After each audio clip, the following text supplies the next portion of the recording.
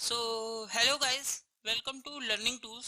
सो जैसा हमने पिछले सेशन में देखा कि अकाउंटिंग की हिस्ट्री क्या होती है, यानी ये जो सब्जेक्ट है बेसिकली अकाउंटेंसी जो हम पढ़ते हैं, ये कहाँ से आया है, कहाँ से डेवलप हुआ, कैसे डेवलप हुआ, अलग अलग सभ्यताओं में इसका कैसे यूज हुआ, अलग अलग कंट्रीज लाइक चाइना में कैसे यूज हुआ, इंडिया में कैसे यूज हुआ, उसके बाद उसका मीनिंग किस किसने डिफाइन किया और किस तरीके से डिफाइन किया, उसके बाद आइडेंटिफिकेशन, रिकॉर्डिंग, कम्युनिकेशन, ये सारी चीजें क्या है, ऑर्गेनाइजेशन क्या है, इकोनॉमिक और नॉन इकोनॉमिक एक्टिविटीज क्या है, एक ट्रांजेक्शन्स क्या होते हैं, बेसिकली जो हम लोग वर्ड यूज करते हैं ट्रांजेक्शन, तो इस ट्रांजेक्शन वर्ड का क्या मतलब होता है, ये सारी चीजें हमने अपने पिछले सेशन में डिस्कस किया। अब एक चीज निकल के हमें समझ में आती है कि जो अकाउंटेंसी है ये बेसिकली एक इंफॉर्मेशन सिस्टम की तरह काम करता है। तो आज हम लोग जो डिस्कस करने वाले हैं कि एक source, as a source of information, ये किस तरीके से है। चलिए देखते हैं क्या चीजें हैं। तो जैसा हमने अकाउंटिंग में अपने पिछले सेशन में पढ़ा था कि ये क्या करता है, ये ट्रांजैक्शन को आइडेंटिफाई करता है, यानी हम ट्रांजैक्शन का आइडेंटिफिकेशन करते हैं, फिर उसको रिकॉर्ड करते हैं, उसका प्रोसेसिंग करते हैं और लास्ट में क्या करते हैं, फाइनेंशियल स्टेटमेंट बना लेते हैं।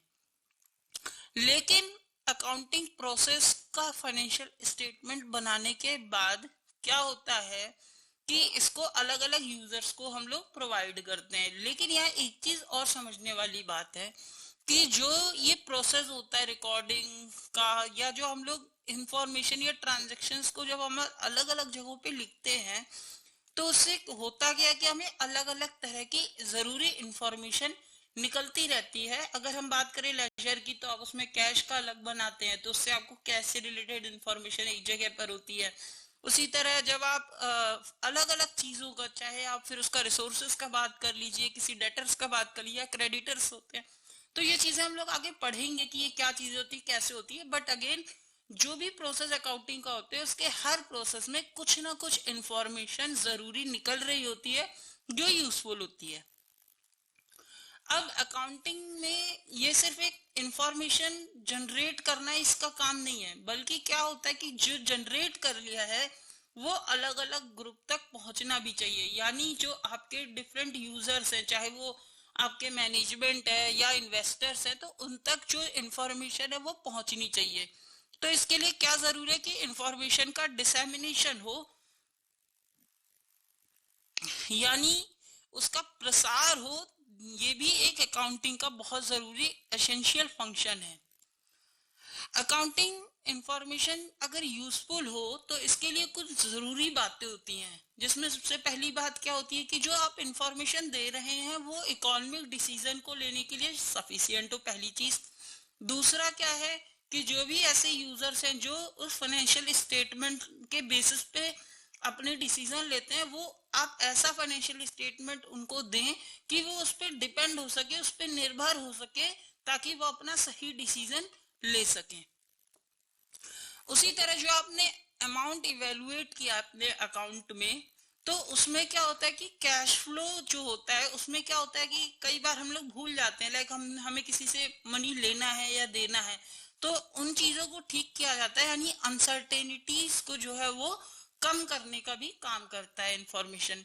लास्ट में क्या है कि मैनेजमेंट को जब आपने इंफॉर्मेशन दिया तो वो क्या करता है कि वो इंश्योर करता है कि जो रिसोर्सेज यूटिलाइज हो रहे हैं ऑर्गेनाइजेशन में वो प्रॉपर तरीके से हो, यानी प्रॉपर यूटिलाइजेशन हो रिसोर्सेस का, ऐसे डिसीजन और गोल मैनेजमेंट सेट करता है। अकाउंटिंग बनाते समय भी जो भी असम्पशंस आपने माना है, यानी अगर जो भी चीजें आपने प्रिडिक्ट की है या एस्टिमेट की है, वो सारी चीजें आपको इसके अंदर डिस्क्लोज करना बहुत जरूरी है।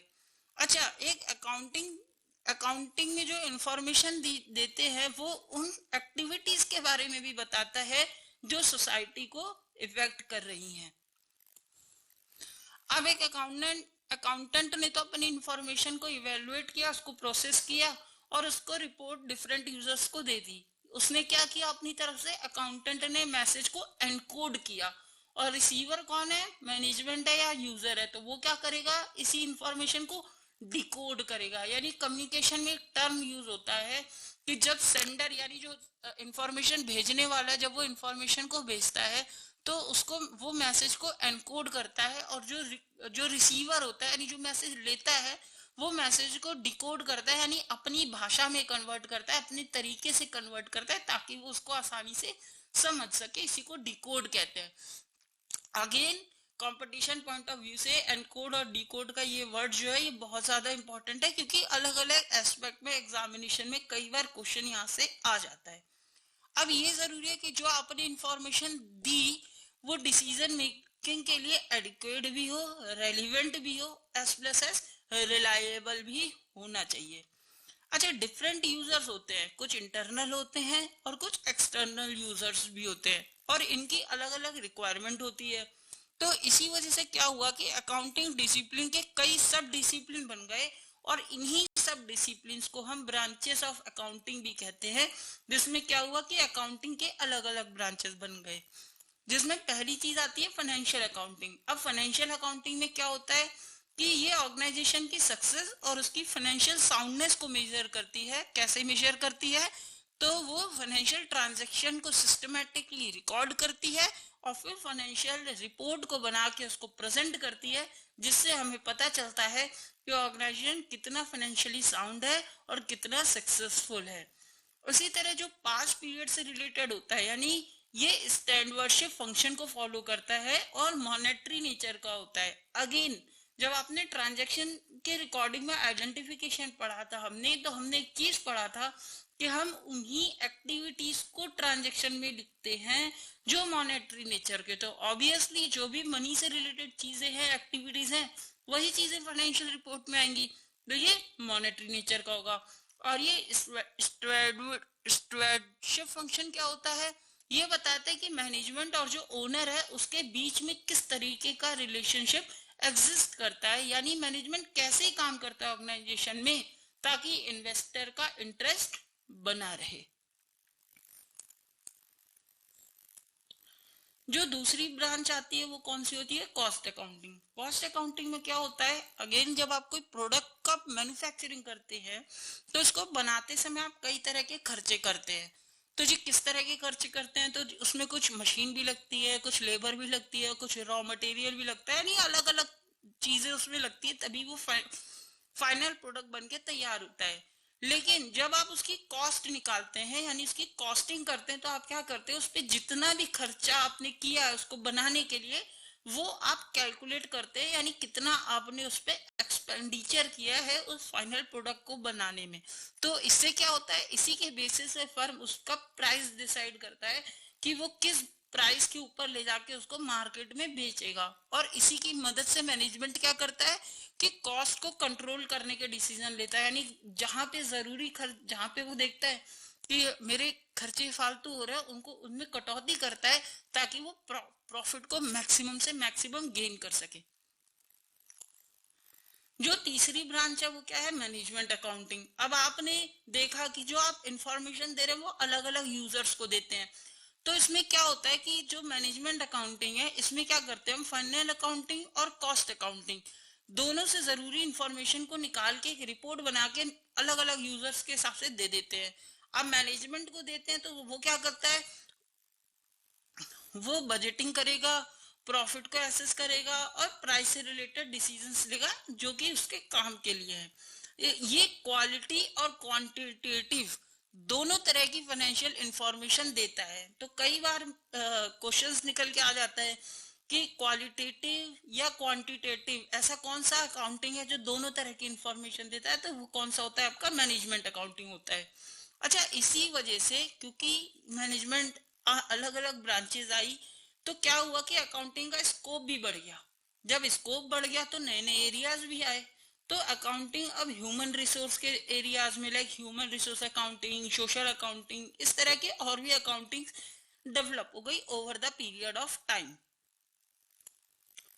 अब इसमें अकाउंटिंग इंफॉर्मेशन की कुछ क्वालिटेटिव कैरेक्टरिस्टिक्स भी होती है, यानी वो एट्रीब्यूट जो अकाउंटिंग इंफॉर्मेशन की अंडरस्टैंडेबिलिटी और उसकी यूजफुलनेस को बढ़ा देते हैं।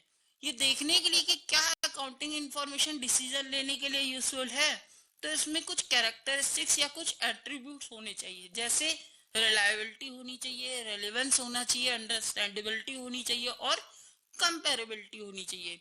तो इनका क्या मतलब होता है, चलिए देखते हैं।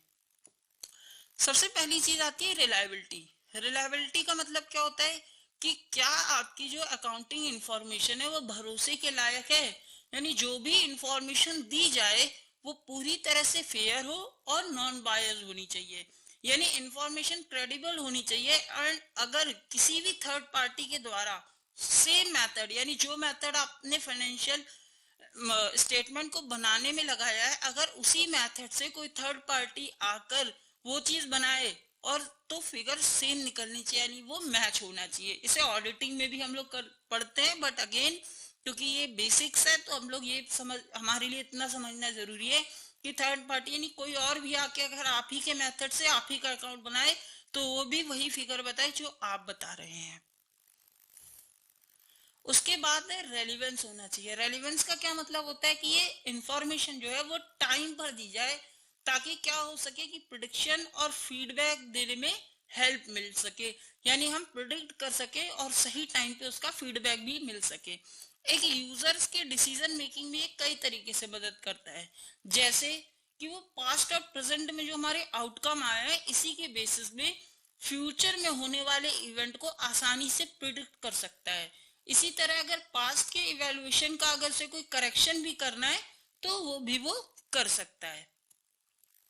अंडरस्टैंडेबिलिटी, इसका क्या मतलब होता है कि जिस सेंस में अकाउंटिंग इंफॉर्मेशन को कन्वे किया जा रहा है मैनेजमेंट भी उसे भी उसी सेंस में समझ में आए, जिसके लिए जरूरी है कि अकाउंटेंट कंपेरेबल और सही इंफॉर्मेशन दे, ताकि जो रिलायबल हो और रेलिवेंट भी होना जरूरी है, यानी समझ सके। यानी अगेन यहाँ वही चीज निकल के आए कि जिस सेंस में एनकोड हो रहा है मैसेज उसी सेंस में डिकोड भी हो जाए।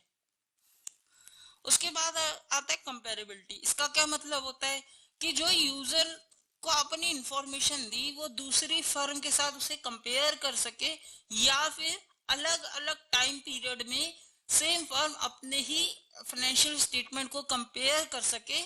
और इसके लिए क्या जरूरी है, तो इसके लिए ये जरूरी है कि जो आप मेजरमेंट यूनिट अपनाएं या जो आप अकाउंटिंग फॉर्मेट यूज करें वो हमेशा कांस्टेंट होना चाहिए, एक जैसा ही यूज होना चाहिए, तभी कंपेरेबिलिटी पॉसिबल है।